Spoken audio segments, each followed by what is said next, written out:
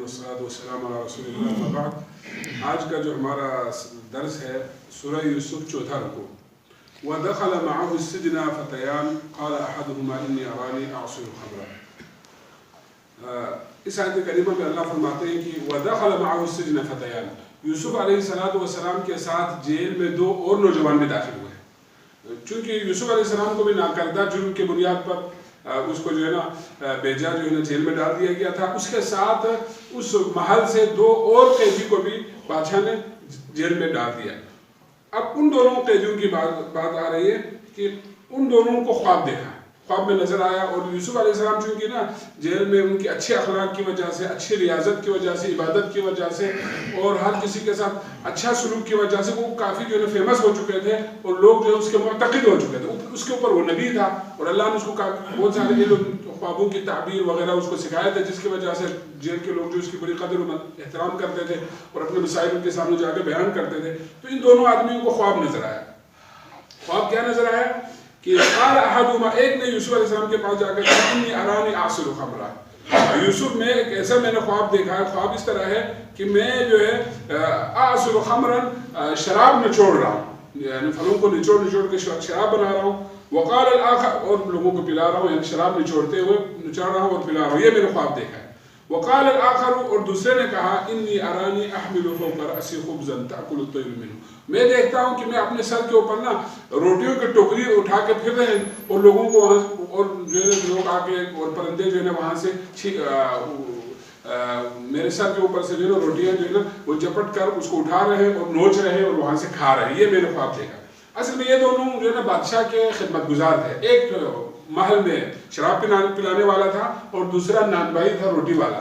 تو ان کے اوپر کوئی جرم کی وجہ سے کہا جاتا ہے, روایت ہو جاتی ہے کہ انہوں نے بادشاہ کو قتل کرنے کی سازش کی, جس کی وجہ سے ان دونوں کو جیل میں ڈالا گیا. تو انہوں نے یہ خواب دیکھا تو یوسف علیہ السلام کے پاس آیا. تأکل الطیر منه, یعنی میں یہ دیکھ رہا ہوں کہ میں اپنے سر پر جو ہے روٹیوں کو ٹکڑا لیے پھر رہے ہوں اور وہاں سے پرندے اس کو کھا رہے ہیں. تو نبئنا بتأویلہ, آپ ہمیں نا ان خوابوں کی تعبیر بتائیے. انا نراک من المحسنین, کیونکہ ہمیں نظر آتا ہے کہ آپ جو ہے نا بڑے جو ہے نیکوکار آدمی ہیں, اچھے آدمی ہیں, آپ کی جو ہے سیرت ایسے ہے, تو یہ کیا ہو سکتے ہیں. تو یوسف علیہ السلام کیونکہ نبی,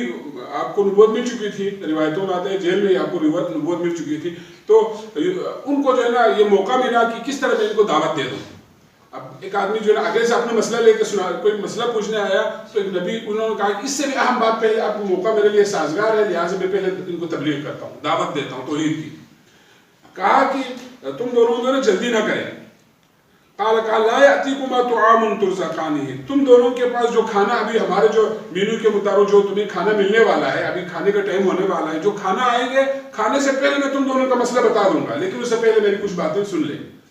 لا یأتیکما طعام ترزقانہ, تم دونوں کو جو رزق ملنے والی ہے اس کے آنے سے پہلے الا نبأتکما بتأویلہ, میں تم دونوں کو تمہارے خواب کی جو ہے حقیقت بتا دوں گا. قبل ان یأتیکما, کھانا آنے سے پہلے, جلدی نہ کریں, لیکن اس سے پہلے کچھ بات. پھر فرمایا کہ یہ جو میں بات کر رہا ہوں نا, میں وہ اندازے والے نجومی کاہن وغیرہ جن کے ہونے میں نہ ہونے میں شک ہے, یہ تخمینے والی بات نہیں ہے. میں جو بات کر رہا ہوں تو یقینی بات کر رہا ہوں, جو کہ اللہ نے مجھے بتایا ہے علم کے ذریعے, مجھے وحی کے ذریعے مجھے پتہ چل گیا ہے. تو اس علم کی وجہ سے میں تمہیں بتا رہا ہوں. ذالکما مما علمنی ربی, جس بات کی روشنی میں تمہیں تعویل کر رہا ہوں نا, وہ میرے اللہ نے مجھے خصوصی سکھایا ہے. یہ اللہ کا عطا کردہ علم ہے. اچھا, اللہ نے کیوں سکھایا؟ اس لیے کہ انی ترکت ملۃ قوم لا یؤمنون باللہ, میں نے ان کافروں اور مشرکوں کے جو اللہ کے اوپر ایمان نہیں لاتے ہیں اس طریقے کو میں نے چھوڑ دیا. بل اور لا یؤمنون باللہ وهم بالآخرۃ کافرون,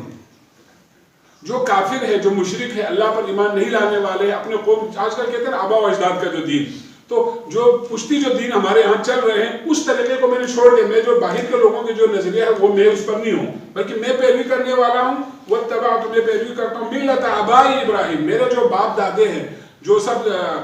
میرے جو اصل جو دادا ہے, پر دادا ہے ابراہیم علیہ السلام, پھر اس کے بعد جو دوسرا جو ہے نا دادا اسحاق علیہ السلام, اور جو میرے باپ جو ہے نا یعقوب علیہ السلام, یہ سب کے سب نبی تھے اور خود یوسف علیہ السلام بھی نبی. میں ان کے پیروکار ہوں, ان کے دین پر مجھے اللہ تعالیٰ نے یعنی مجھے توفیق دی ہے اور میں ان کے دین کے اوپر ہوں. ما کان لنا, ہماری یہ اللہ نہیں ہے کہ ان نشرک باللہ من شیء, اللہ کے ساتھ کسی کو شریک ٹھہرائے. کوئی بھی دین اللہ کے ساتھ کسی کو شریک ٹھہراتا ہے وہ باطل ہے, اس کی کوئی حقیقت نہیں, وہ دھوکہ ہے. ہمیں جو ہے نا ہم نبوت اور نبیوں کے دین کے اوپر میرا کاربن ہو، میری تعلیمات اس کے مطابق ہے، اور جس کو نبوت والے دین کی پیروی کی توفیق مل جائے نا، تو یوسف علیہ السلام فرماتے ہیں ذالک من فضل اللہ، یہ اللہ کے فضل ہے، جس کی فضل کی وجہ سے اللہ نے مجھے منتخب کر دیا۔ اللہ کا فضل ہمارے اوپر بھی، ہم باپ دادوں کے اوپر بھی ہے، اور وہ علی الناس سارے لوگوں کے اوپر اللہ کا فضل ہے، جو بھی اللہ کے دین کو اور توحید عقیدے کو اپناتے ہیں ان کے اوپر اللہ کا فضل ہے۔ لیکن ولیکن اکثر الناس لا یشکرون، لیکن اکثر لوگ شکر نہیں کرتے ان کے اوپر اللہ کی کتنا یار قدر، اللہ تعالیٰ کی کتنی نعمت ہے کہ ہمیں اللہ نے توحید دیا، ہمیں عقیدہ دیا، ہمیں نماز پڑھنے کی اللہ نے توفیق دے رہے ہیں، ہمیں جو ہے اپنے گھروں میں اللہ کی بات کو سننے کا ہمیں جو موقع مل رہا ہے اور اللہ نے توفیق دیا ہے، لیکن لوگ اس کی شکر نہیں کرتے۔ یہ تو اصل شکر والی بات ہے، یہ اس پر شکر بجا لانا چاہیے، لیکن اکثر لوگ اس پر شکر نہیں لاتے۔ یا صاحب السجن، پھر دوبارہ توحید کی دعوت اس طرح دے رہا ہے کہ ان سے پھر مخاطب ہو کر کہا کہ اے میرے جیل کے ساتھی، کیونکہ یوسف علیہ السلام بھی جیل کے قیدی تھے، وہ بھی جیل کے قیدی تھے۔ کہتے ہیں کہ ارباب، تم خود ہی مجھے بتاؤ، ارباب متفرقون، یا ایک آدمی کے کئی رب ہوں، کئی خدا بنائے ہوں، یہ بہتر ہے، یا ام اللہ الواحد القہار، یا ایک آدمی کہتا ہے میرے ایک ہی رب ہے وہ بہتر ہے، یعنی جو اپنے سارے معاملے کو ایک رب کو ماننے والے ہیں، ایک رب کی تاثیر اور قدرت پر یقین رکھنے والے ہیں، اسی کو سب کچھ سمجھتے ہیں، یہ بہتر ہے، یا بہت زیادہ رب جو ہے لیے پھرے یہ بہتر ہے۔ عقلاً بھی ہم یہی کہیں گے کہ جب مختلف ہوں گے تو اس میں اختلافات ضروری ہے، اختلافات ضروری ہے۔ میرا اللہ جو ہے نا، میں جس کی پیروی کرتا ہوں، میرے باپ دادے نے جس کی پیروی کی، وہ اتباع کی اور اطاعت کی، وہ صرف ایک اللہ ہے جو کہ سب پر کیا ہے، غالب ہے۔ یا صاحب السجن ارباب متفرقون خیر ام اللہ، ایک اللہ بہتر ہے، الواحد جو کہ اکیلا ہے، القہار جو کہ باقی تمام خداؤں پر کیا ہے، غالب ہے۔ لوگوں نے باطل خدائیں تو بہت زیادہ بنائے ہوئے ہیں، لیکن ان سب کے اوپر کس کے چلتے ہیں، اس ایک اللہ کے چلتے ہیں، وہ سب کے اوپر کیا ہے، وہ غالب ہے۔ پھر فرمایا کہ ما تعبدون من دونہ، تم لوگ جو ہے نا کرتے ہو باہر کے جو دوسرے لوگ جو دین کے اوپر یا نبوت کے جو دین ہے اس کے اوپر پیروی نہ کرنے والے کیا کرتے ہیں، ما تعبدون من دونہ، تم دیگر لوگوں کو اللہ کے علاوہ رب بناتے ہو، یہ کیا ہے جن کی تم عبادت کرتے ہو، نہیں ہے الا اسماء، مگر یہ کچھ نام ہے، سمیتموها، جن کا تم نے نام رکھے، تم نے خود نام رکھے۔ جیسے آج کل جو ہے مشرک بہت سے لوگوں کو بہت سے چیزوں کو جو ہے نا اللہ کے ساتھ جو ہے نا شامل کرتے ہیں، شریک کرتے ہیں، کسی کو داتا، کسی کو گنج بخش، کسی کو غریب نواز، یا اس طرح آج کے دور کی میں بات کر رہا ہوں۔ تو اسی طرح اس وقت بھی اگر مختلف خدائیں اگر بنائے ہوئے تو یہ لوگوں نے اپنی طرف سے نام رکھے ہیں اور اپنی طرف سے ان کو مقرر کیے ہیں، اس ایک اللہ کے مقابلے میں ان کی کوئی حقیقت اور کوئی اصل نہیں ہے۔ یہ تم لوگ اپنے تراشا ہوا ہے، تم لوگوں کی طرف سے مقرر کرتا ہے، انتم تم و آباؤکم، تمہارے باپ دادوں کا یہ اختراع شدہ ہے، ما انزل اللہ بہا من سلطان، جس پر اللہ نے کوئی دلیل نہیں اتاری، یہ اللہ کی طرف سے نہیں ہے، یہ مختلف ان کو تقسیم کر کے نہیں دیا اللہ نے۔ اصل بات تو یہ ہے کہ ان الحکم الا للہ، اصل حکم اور فیصلے کی جو طاقت اور قوت ہے اور اصل جو بادشاہ وہ کس کا ہے، صرف ایک اللہ کے لیے ہے۔ پھر فرمایا امر اللہ تعبدوا الا اياه، یہی اللہ کی بات ہے، اللہ کا حکم یہی ہے کہ اللہ تعبدوا الا اياه، اس ایک اللہ کو چھوڑ کر کسی کی قطعی عبادت نہ کی جائے، کسی کو نہ مانا جائے، اس ایک اللہ کے سامنے سب کو کمزور سمجھے، سب جو ہے نا مخلوق ہے اور وہی ایک اللہ خالق ہے، وہی عبادت کے لائق ہے۔ جو اس طریقے پر اپنائیں گے، اس طریقے پر چلیں گے، اس کو جو قبول کریں گے، تو فرمایا ذالک الدین القیم، یہی سیدھا راستہ ہے۔ جو اس راستے پر آئیں گے سمجھو کہ وہی سیدھا راستہ ہے، لیکن لوگوں کا تو کیا ہے، ولکن اکثر الناس لا یعلمون، اکثر لوگ جانتے نہیں، اس بات کی حقیقت کو نہیں جانتے، انہوں نے اللہ کی قدر نہیں کی، اللہ کو انہوں نے پہچانا ہی نہیں، اور اللہ کو دوسروں کے سامنے لا کے کھڑا کر دیا، ان کو شریک بنایا۔ پھر اگلے آیت فرمایا یا صاحب السجن، اے میرے جیل کے ساتھی۔ پھر خوب جو ہے بہترین انداز میں توحید اور دعوت اللہ ان کو پیش کیا، کرنے کے بعد اب ان کے مسئلے کی طرف آتے ہیں کہ اے میرے جیل کے ساتھی، اما احدکما، تم میں سے ایک، فیسقی ربہ خمرا، وہ اپنے بادشاہ کے پاس پھر سے پہنچیں گے اور دوبارہ سے وہ اپنے جو ہے منصب پر پھر فائز ہوں گے، اس کا جو عہدہ ہے نا، اگر اس کو ڈسمس کیا یا اس کو جو ہے نا وہ سسپینڈ کیا ہوا ہے تو وہ پھر سے بحال ہو جائے گا اپنے نوکری پر، اور وہ اپنے آقا کو یا اپنے دربار میں پھر سے شراب پلانے لگیں گے، پھر سے لوگوں کو پلانے پر معمور ہوگا۔ فیسقی ربہ خمرا، یہ اس کو کہا جس نے کہا کہ میں جو ہے نا نچوڑ رہا تھا، شراب نچوڑتے ہوئے میں نے خواب میں دیکھا، تو اس کو بولا تم جو ہے نا دوبارہ سے اپنے منصب پہ جاؤ گے اور دوبارہ سے شراب پلاؤ گے۔ وَأَمَّا الْآخَرُ، دوسرا شخص جس نے یہ دیکھا تھا نا کہ سر پہ ٹوکری روٹیوں کا رکھا اور پرندے اس سے کھا رہے ہیں، اس کو کہا وَأَمَّا الْآخَرُ فَيُسْرَبُ، اس کو سولی پہ چڑھایا جائے گا، اس کے اوپر جرم ثابت ہو جائے گا اور دوسرا بری ہوگا۔ اور اس کو سولی پہ چڑھا کے ادھر لٹکا کے رکھیں گے فتح کل طیر من راسہ، اور اس کے سر سے جو ہے نا نوچ نوچ کر پرندے اتریں گے. جب مردہ ہوں گے تو بدبودار ہوں گے تو پرندے اتریں گے اور اس کے سر سے جو ہے نا نوچ کے کھائیں گے. قضی الامر الذی فیہ تستفتیان، یہ فیصلہ تو ہو چکا ہے جس کے بارے میں تم دونوں پوچھ رہے ہو. یعنی کہاں فیصلہ ہو چکا ہے؟ تقدیر میں فیصلہ ہو چکا ہے، مقدر کی بات ہے، لیکن اللہ تعالیٰ نے حضرت یوسف علیہ السلام کو اس سے آگاہ کر دیا کیونکہ وہ نبی تھے. پھر فرمایا کہ وقال انہوں نے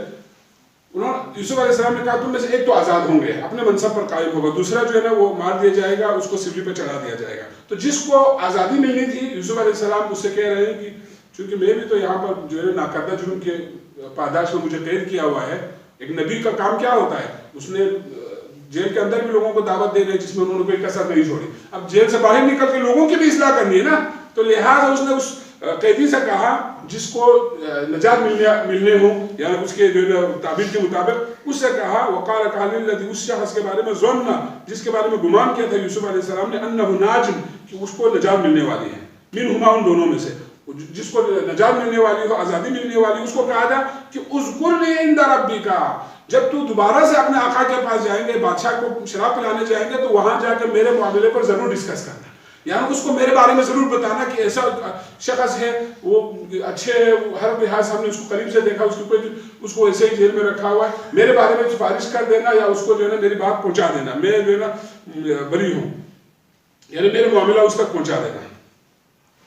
لیکن اللہ کا کرنا، اللہ کے کرنے پر کون جو ہے نا وہ روک سکتے ہیں؟ اللہ نے ان کو جتنا مدت کے لیے جیل میں رکھنا تھا، لہٰذا فانساہ الشیطان، شیطان نے اس کو بلا دیا. ایک نبی کی سفارش کر اس کو باہر لے آنا یہ اچھا کام تھا نا، تو شیطان ہمیشہ اچھے کام میں رکاوٹ بنتے ہیں. تو وہ جو باہر نکلا اس کو اپنی آزادی کی خوشی، پھر سے اپنے منصب ملا، اس خوشی میں پھولے نہ سماتے ہوئے کیا کیا؟ اس نے بادشاہ کے سامنے یوسف کا تذکرہ کرنے سے ہی وہ